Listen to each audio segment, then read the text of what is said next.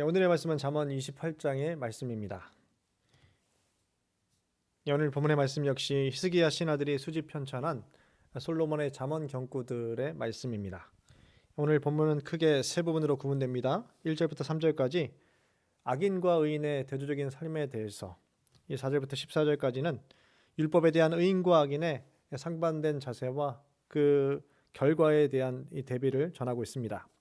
15절부터 28절까지는 악한 위정자들에 대한 경고와 의인과 악인이 받게 될 상반된 보응의 결과를 기록하면서 말씀을 마치고 있습니다. 오늘 우리는 몇 가지 솔로몬의 경고들을 중심으로 하나님의 말씀을 받겠습니다. 잠언 28장 1절의 말씀입니다. 악인은 쫓아오는 자가 없어도 도망하나 의인은 사자같이 담대하니라. 이것이 바로 의인과 악인의 대조적인 삶의 특징인 것이죠. 여기서 죄인과 악인들이 지닌 영혼의 상태를 생생하게 증거해주고 있습니다. 죄악 속에 사는 자들은 누가 쫓아오지 않아도 스스로 겁을 먹고 도망가기 바쁘다라고 그들의 영혼의 상태를 전하고 있는 것이죠. 이처럼 악한 자들이 스스로 놀라 도망칠 수밖에 없는 것은 외부에서 누군가 쫓아오고 고발하기 때문이 아니라 내부에 있는 스스로의 양심이 자신을 정죄하고 고발하고 있기 때문이다라는 것이죠. 자신의 발자국 소리에도 놀라고 자기 그림자만 보아도 겁을 먹고 도망치는 것이 바로 악인과 죄인의 특징입니다. 과거 군부 독재 정권 시절에 고문 기술자로 잘 알려졌던 이근한 씨, 그가 오랜 수배 끝에 체포되었을 때 초췌해진 얼굴로 인터뷰하는 것을 보았습니다. 그동안 가장 괴로웠던 것은 조그만 소리에도 놀랄 수밖에 없는 공포와 불안감이 늘 있었다라고 고백하였습니다. 셰익스피어의 작품 중에 맥베스라는 작품이 있죠. 맥베스와 그의 부인이 자신들의 욕심에 따라서 이 스코틀랜드의 왕위를 찬탈하려고 합니다. 그리고 그 일을 실행에 옮기죠. 하지만 자신들이 왕위에 앉고 또 왕비가 되었지만 스스로도 이 죄악에 대한 두려움과 공포 때문에 또다시 자신들 역시 쿠데타를 당하지 않을까 두려운 나날들을 보내게 됩니다. 그의 부인은 두려운 나머지 몽유병에 걸려서 나중에는 자결을 하게 되죠. 맥베스 역시 자신의 행한 대로 그대로 보응을 당해서 쿠데타로 인해서 축출당하게 됩니다. 성경에 보면 분봉왕 헤롯은 자신의 간음과 또 의인이었던 세례 요한을 죽인 일로 인해서 죄책감에 시달린 나머지 예수 그리스도의 이름만 듣고도 두려움에 떨었다라고 마태복음 14장에 기록되고 있습니다. 오늘날 세상 사람들은 대부분 불안과 스트레스에 시달리며 삶을 살아가고 있습니다. 마음의 평강과 안식을 간절히 소망하고 바라고 있죠. 사람들은 이러한 평안과 마음을 얻기 위해서 여러 가지 방법을 다 취하지만 일시적인 만족과 유익을 줄 뿐입니다. 그러나 그들이 그토록 얻기 원하는 진정한 마음의 평안과 안식은 세상 어디에서도 그 어느 곳에서도 찾거나 구하지 못하는 것이 현실입니다. 그러나 성경은 의인은 사자같이 담대하다라고 이 전도서의 기자는 말씀을 기록하고 있습니다. 백세의 왕 사자는 어떤 동물도 두려워하지 않기에 어디에서나 당당한 것과 같이 의인 역시 이런 담대함을 가지고 있다라고 비유적으로 설명하고 있습니다. 의인의 삶은 왜냐하면 하나님의 인도하심과 보호하심 가운데 삶을 살아가고 있기 때문에 상황과 형편에 좌지우지 당하지 않고 어떠한 순간에서도 평안함과 담대함을 유지할 수 있습니다. 잠언 28장 11절의 말씀입니다. 부자는 자기를 지혜롭게 여기나 가난해도 명철한 자는 자기를 살펴 아느니라. 여기서 비교되기를 부자와 가난한 자를 대조시키는 것이 아니라 부자와 명철한 가난한 자를 대비시키고 있습니다. 그래서 부자는 재물은 많지만 지혜가 없는, 명철이 없는 자를 가리키고 있는 것이죠. 바로 사무엘상 25장에 등장하고 있는 나발, 그의 이름과 같이 어리석은 자를 가리키는 것입니다. 일반적으로 이러한 자들은 스스로를 지혜롭게 여기는 경우가 대단히 많습니다. 왜냐하면 이들은 자기가 쌓은 재물을 견고한 성으로 여기기 때문인 것이죠. 이러한 부를 획득함은 자기가 남보다 더 유능하며 지혜로웠기 때문에 이것을 소유할 수 있었다라고 믿습니다.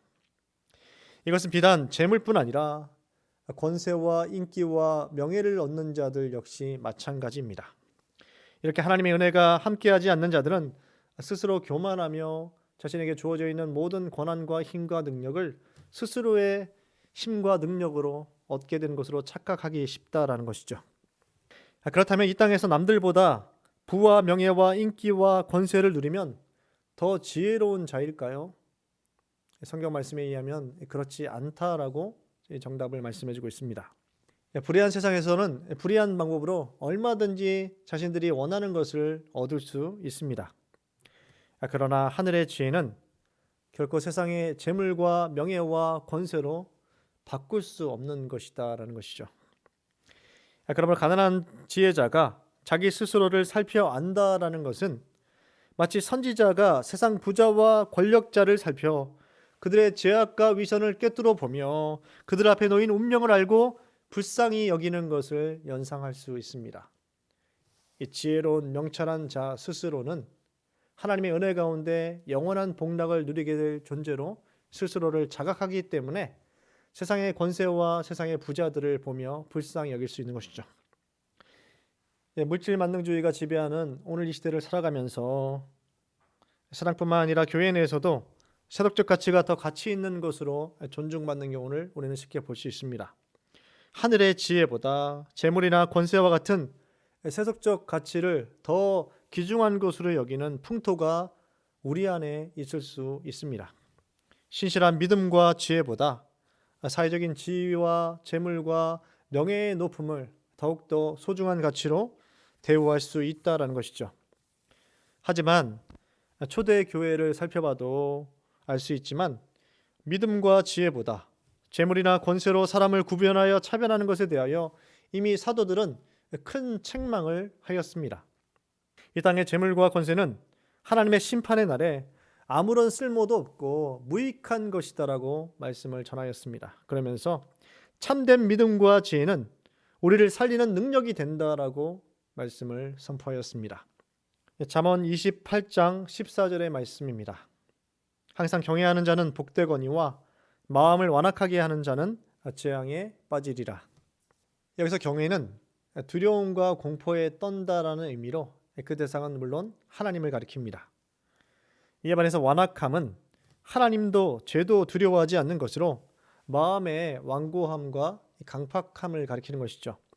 당연히 이런 자들은 의인의 경고도 무시하고 함부로 행동하다가 결국 심판으로 인한 회복 불능의 상태에 재앙에 빠지게 된다라고 말씀하고 있습니다. 당연히 세상 사람들은 이러한 이야기를 들으면 비웃음을 짓게 될 것입니다. 인간적인 수단인 보험을 통해서 미래에 발생할 재난에 대비해야지, 그러면서 하나님에 대해서도 또 하나님을 찾지도 않고 하나님의 이름을 부르지도 않을 것입니다. 물론 보험과 같은 제도는 예측할 수 없는 미래의 위험을 대비할 수 있는 훌륭한 대책 중에 하나일 것입니다. 하지만 여기에는 분명한 허점이 존재한다라는 것이죠. 보험과 같은 수단이 근본적인 사고나 재난 자체를 막아주지 못한다라는 것이죠. 보험을 들었다고 해도 이 코로나의 영향으로 인해서 우리는 이것을 피해갈 수 없는 것을 우리는 목도하고 있습니다. 안전벨트로 이 교통사고의 피해를 줄일 수는 있지만 교통사고를 자체를 막는 것은 불가능한 것과 동일한 이치입니다. 이 재앙은 가벼운 재앙이 아닌 것이죠. 성경이 이야기하고 있는 재앙은 이런 정도의 재앙으로 막을 수 없다라는 것을 명백하게 말씀하고 있습니다. 우리의 영혼이 사느냐 죽느냐 하는 절대적인 문제가 걸려 있다라고 말씀을 주고 있는 것이죠. 말씀을 마치겠습니다. 오늘 솔로몬의 세 가지의 경고들을 중심으로 하나님의 말씀을 살펴보았습니다. 첫째로, 믿는 자로서 우리는 사자와 같이 담대한 의인의 그 권세를 지니고 있다는 것을 기억하셨으면 좋겠습니다. 또 두 번째로, 세속적 가치들로 인해서 자랑하는 자가 아니라 하나님 안에서 믿음 가운데 스스로를 자랑하며 스스로를 돌아보는 삶을 살아가셨으면 좋겠습니다.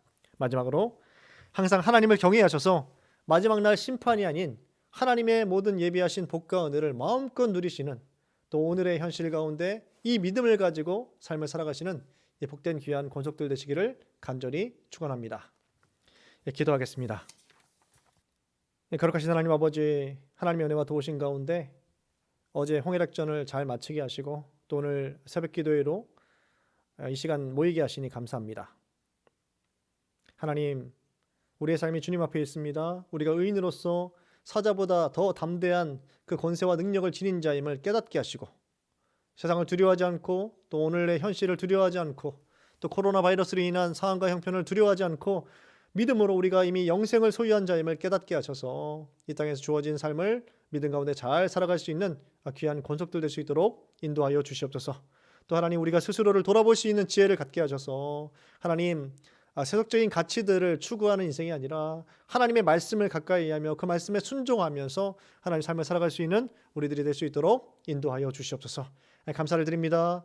하나님께서 영광 받아 주시옵소서. 우리를 구원하신 예수 그리스도의 이름으로 간절히 기도드립니다. 아멘.